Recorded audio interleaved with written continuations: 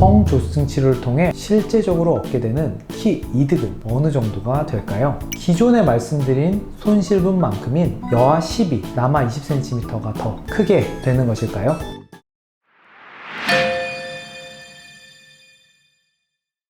안녕하세요. 소아내분비 전문의 노정기입니다. 성조증 치료와 관련하여 보호자분들께서 부작용과 더불어 가장 많이 궁금해하시는 질문이 바로 성조증 치료하면 얼마나 더 클까요? 입니다. 그래서 준비했습니다. 이번 영상을 통해 성조증 치료를 하는 경우 어느 정도 키 이득을 기대해 볼 수 있는지에 대해 말씀드리도록 하겠습니다.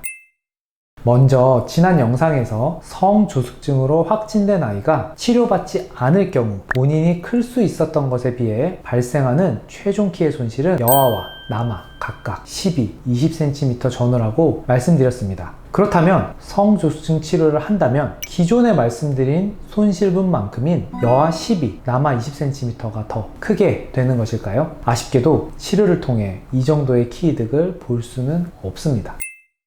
그렇다면 성조증 치료를 통해 실제적으로 얻게 되는 키 이득은 어느 정도가 될까요? 먼저 성조증 환자 중 여자아이들의 경우 여러 논문의 내용을 종합해 볼 때 치료 시작 당시 성장판 나이를 통한 최종 예측키와 치료가 끝난 후 성인이 되었을 때 최종 키를 비교해 보면 논문에 따라 평균적으로 대략 3에서 10cm의 키 이득을 보는 것으로 보고되고 있습니다. 한 가지 예를 들면 유럽에서 발표된 연구에서는 치료 시작 당시에 성인 예측키와 비교해 볼 때 평균 3년 정도의 치료를 통해 성인 키가 평균적으로 4cm 더 커진 것으로 확인되었습니다. 그렇다면 남자 성조증 환자들의 경우는 어떠할까요? 남아는 성조증의 발병률이 여아에 비해 훨씬 낮기 때문에 성조증 치료로 인한 최종 키와 관련된 자료가 여아와 비교시 더 적습니다. 하지만 유럽에서 시행된 연구 결과들에 따르면 치료를 통한 성조증 남아의 추가 획득키는 여자아이와 유사하게 대략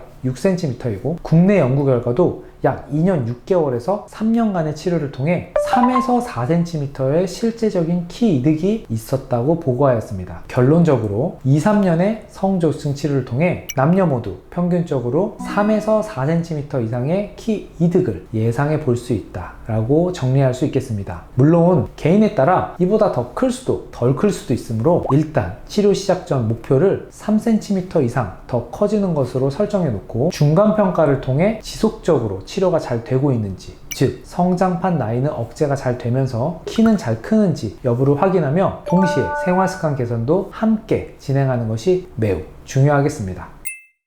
자, 그럼 이처럼 키를 증가시킬 수 있는 확률을 높여주는 성조증 치료의 효과를 더 많이 보려면 어떠한 것이 중요할까요? 아직까지 성조증 치료의 효과를 100% 예측할 수 있는 요인은 확인되지 않았지만 연관성이 있다고 알려진 것으로는 성조증 치료를 시작하는 나이입니다. 어린 나이에 성조숙증을 빠르게 진단한 경우에 치료 효과, 즉 키가 더 클 수 있는 확률이 훨씬 높아지는 것으로 알려져 있는데요. 다시 말씀드리면 조기에 성조숙증 아이를 진단해내고 치료하는 것이 치료 효과에 있어서 가장 중요한 요소가 되겠습니다.